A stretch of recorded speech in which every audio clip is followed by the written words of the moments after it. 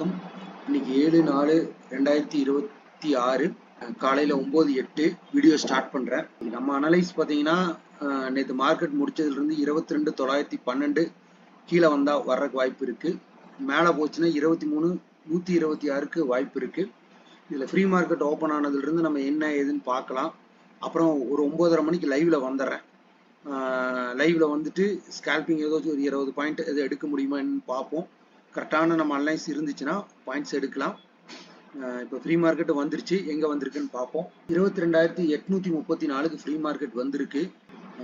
சரி, இங்கிருந்து ஒரு இந்த வீடியோ நம்ம அனலைஸ் வீடியோ ப்ளஸ் இப்போ மார்க்கெட் இங்கே கீழே வந்திருக்கு இருக்கட்டும்.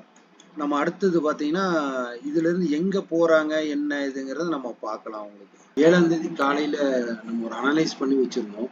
கிட்டத்தட்ட மார்க்கெட் வந்து பார்த்தீங்கன்னா நமக்கு ஃபால் ஆச்சு அப்படின்னுச்சுன்னா 22,912 ஆகிறதுக்கு வாய்ப்பு இருக்குது. அதே மாதிரி மேலே போனாங்கன்னா 23,123க்கு மேலே போகிறதுக்கு வாய்ப்பு இருக்குன்னு காலைல ஒரு 9 மணிக்கு ஒரு அனலைஸ் பண்ணி வச்சுருந்தோம். அப்புறம் ஃப்ரீ மார்க்கெட் ஓப்பன் ஆனாங்க, கொஞ்சம் டவுனில் ஓப்பன் ஆனாங்க. 22,834க்கு டவுனில் ஓப்பன் ஆனாங்க. அதுக்கப்புறம் அதுலேருந்து ஒரு ஃபால் கொடுத்தாங்க. 22,720க்கு ஒரு ஃபால் ஆச்சு.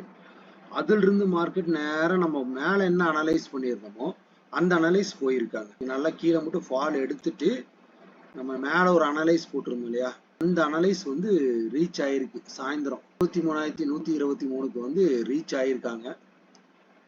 நல்ல விஷயம். இது நம்ம அனலைஸ் எப்படி பண்ணியிருக்கோம், அது என்ன நடந்திருக்குன்னு சின்ன வீடியோ பாருங்க. பார்த்துட்டு பிடிச்சிருந்தா லைக் பண்ணிக்கோங்க, பதிவு பண்ணி வச்சுக்கோங்க. தினமும் இந்த மாதிரி அனலைஸ் பண்ணி போடுற அளவு பார்ப்போம், ட்ரை பண்ணுவோம். தேங்க்யூ.